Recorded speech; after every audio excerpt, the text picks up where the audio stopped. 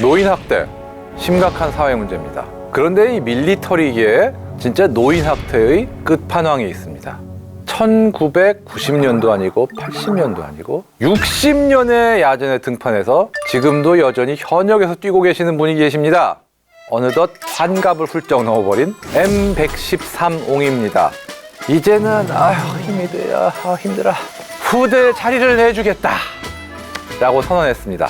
미군의 새로운 장갑차 AMPV가 바로 그 주인공입니다. 최근까지 160여 대가 미 육군에 인도됐고 곧 훈련도 시작할 예정이라고 하는데요. 전설의 M113의 뒤를 잇는 차세대 보병 장갑차 AMPV에 대해 알아보겠습니다.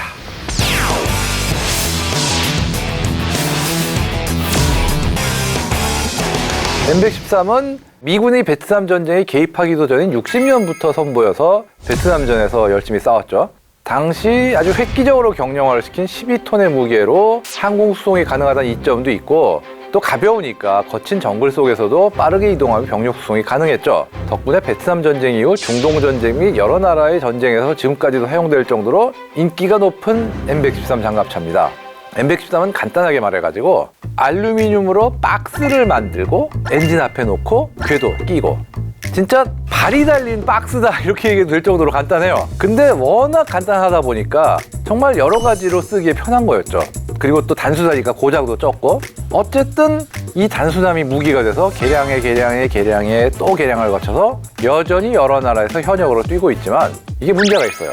현대전에 쓰기에는 너무 약한 방어력과 무장의 한계, 쉽게 얘기해서 이거는 위에 기관총을 하나 얹은 것 빼고는 기본형에는 무장이라는 게 없어요. 그러다 보니까 무장도 약하고 하여간에 문제가 있었죠. 어쨌든 이렇게 한계에 도달한 M113을 대체할 새로운 궤도용 다목적 보병 장갑차의 필요성이 대두됐는데요. 그렇게 탄생한 것이 미 육군의 차기 장갑 차량인 AMPV, 즉 Armored Multi-Purpose Vehicle, 다목적 장갑 차량입니다. 차체는 브래들리 보병 전투차의 차체를 활용해서 만들었는데요. 브래들리하고 기본적인 모양은 거의 같으니까 흔히들 목 없는 브래들리, 목이 없어. 목 없는 브래들리라고도 합니다. AMPV는 너무 무겁지 않으면서도 적절한 방어력을 갖춘 보병 전투차의 차체를 활용하여 기존의 구형 APC, 즉 보병 수송 장갑차를 대체할 신형 APC를 만든다는 컨셉이라고 볼 수 있습니다. 근데 브래들리 전투차도 나온 지 엄청 오래됐잖아요. 그렇죠. 그럼에도 불구하고 이 브래들리 차체를 활용한 이유가 뭔가요? 네, 선정 과정 당시에 BAE의 브래들리와 경쟁하던 게 제너럴 다이내믹스의 스트라이커의 궤도형입니다. 근데 브래들리가 선정된 이유가 뭐였을까? 이유는 간단합니다. 호박에 줄 긋는다고 수박되지 않는다는 속설이 있죠? 스트라이커는 원래 바퀴가 달린 차륜형 장갑차죠. 이 제너럴 다이내믹스에서 이 사업에 뛰어들겠다고 궤도용으로 개조는 했는데 아무리 차륜형 장갑차를 궤도용으로 개조해도 원래 궤도용이던 것보다 낫긴 힘듭니다.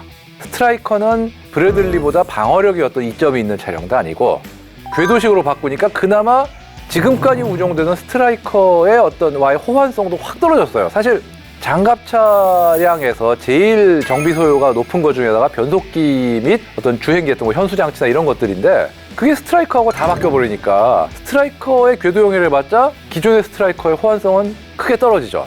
그런데 브래들리의 개량형이라고 그러면은 기존의 브래들리로 훈련받은 정비 인력, 기타 인력들이 큰 저항 없이 쓸 수가 있고 또 엔진이라든지 변속기도 다 같이 가니까 유지 보수도 훨씬 편리하고 무엇보다 방어력이나 내부 공간 같은 실제 성능에서도 유리하고 기동성도 더 높고 한마디로 애당초 스트라이커의 궤도형으로 이 사업에 비벼보겠다고 한 제너럴 다이내믹스가 무슨 생각을 한 건지 참 이해가 안 될 정도였습니다.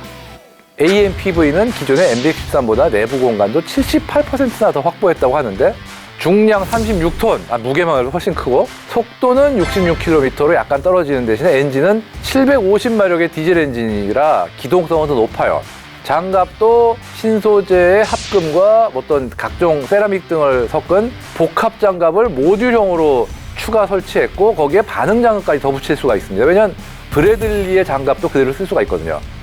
차체 상부에 강화된 방탄 강판과 방탄 유리를 갖춘 유인 기관 총탑이나 무인 총탑의 장착이 가능한데요. 7.62mm M240 기관총이나 12.7mm 중기관총, 30mm 기관포 등을 장착할 수가 있고요. 제블린 미사일도 무인 총탑과 함께 사용할 수가 있습니다. 확실히 방어력에 힘을 준 듯한 느낌이죠. 미 육군은 M113을 대체할 AMPV를 총 2,980대를 조달할 계획인데요. M113과 마찬가지로 다양한 종류가 나올 예정입니다.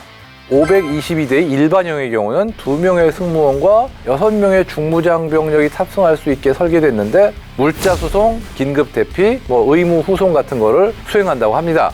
지휘형은 총 993대가 생산된다고 하는데요. 2명의 승무원과 2명의 작전 지휘 보조 요원, 쉽게 얘기해서 컴퓨터도 다루고 통신도 하고 이런 사람들이 타고 거기에 아마 지휘관이나 그 부관 이런 사람들도 탑승을 할 거예요, 아마. 의무 수송용은 총 790대로 3명의 승무원과 다쳤지만은 걸어 다닐 수 있는 6명의 환자 혹은 들것에 실린 4명의 환자, 그렇지 않으면은 걸을 수 있는 3명의 환자와 2명의 들것에 실린 주환자를 수용할 수 있게 설계됐다고 합니다. 또 중요한 게 응급처치를 위한 첨단 의료 장비와 감염병 예방을 위한 공조장치가 포함된다고 합니다. 냉난방 완비죠. 이와 비슷한 중증 환자 이송용은 216대를 생산할 예정이고요. M1064A3 자주 박격포를 대체할 120mm 박격포 장착형도 총 386대가 생산될 예정인데요. 2명의 승무원과 2명의 박격포 운용 인원이 탑승할 수 있게 설계되었습니다. 120mm 박격포와 고폭탄 조명탄, 그 다음에 적외선 조명탄, 정밀 유도탄 등 총 69발의 박격포탄을 탑재할 수 있다고 합니다. 그 외에 통로 개척 장비를 장착한 공병용 73대까지 포함해서 총 2,980대가 생산된다고 합니다. 2018년부터 현재까지 160여 대의 장갑차가 미 육군에 인도됐고 올 8월에 운용 테스트를 완료했는데요. AMPV로 꾸려질 첫 번째 부대는 내년 1월부터 이것으로 훈련을 시작할 예정이다 라고 합니다. 그러면 이제 AMPV의 스펙 중에서요, 홍평께서 가장 주목할 만한 그런 부분이 있다면 어떤 게 있을까요? 제 개인적으로는 방어력이 정말 증가된 부분이 눈에 띈다고 봐요. 왜냐하면 지금까지의 개념은 다용도 장갑차는 총알이나 맞고 파편이나 막으면 괜찮겠지. 잘해야 중기관 총탄? 그 정도면 되겠거니 했던 그런 면이 있었는데 이 AMPV는 한 세대 전의 보병 전투차보다도 더 세요, 방어력이. 측면하고 정면에서 아마 30mm 기관 포탄은 막을 수 있지 않을까 싶은. RPG를 맞아도 최소한 안에 있는 승무원들은 살아서 빠져나올 수 있는 수준? 정말 방어력이 셉니다. 이게 단순 병력 수송에서 무장을 점점 더 중요시한다라는 느낌이 드는데요. 그런 이유가 뭘까요? 사실 AMPV 기본형은 M113하고 큰 차이가 없어요. 다만 장기적으로 더 센 무장을 장착할 수 있는 옵션을 주겠다는 건데 이거는 엄밀히 따지면 전반적인 장갑차 전체의 어떤 무장 강화가 연결이 되는 거거든요. 왜냐하면 험비급이라고 하는 JLTV조차도 대전차 미사일과 30mm 기관포로 무장한 무인 총탑을 얹기 시작했어요. 스트라이커도 그렇고. 그만큼 지금 이 야전 전반에 어떤 요구되는 화력이 높아졌고 특히나 이제 드론 같은 전에 없던 위협이 나오기 시작하니까 전반적인 장갑차의 화력 강화가 지금 요구되는 시대가 되지 않았나. 어떻게 보면 이게 세계적인 추세를 따라가는 게 이스라엘 같이 아예 전차의 차체를 개조한 어떤 궤도식 병력 수송 장갑차를 쓰는 나라들이 몇 군데가 있어요. 근데 미국이 이제 AMPV를 도입하면은 앞으로 비슷한 컨셉을 도입하는 나라들이 생기지 않을까. 왜냐하면은 이 야전에서의 어떤 방어력에 대한 요구는 점점 높아지는 추세고 이번 우크라이나 전쟁을 봐도 정말 말랑말랑해가지고 살아남을 수 없는 정말 거친 시대거든요.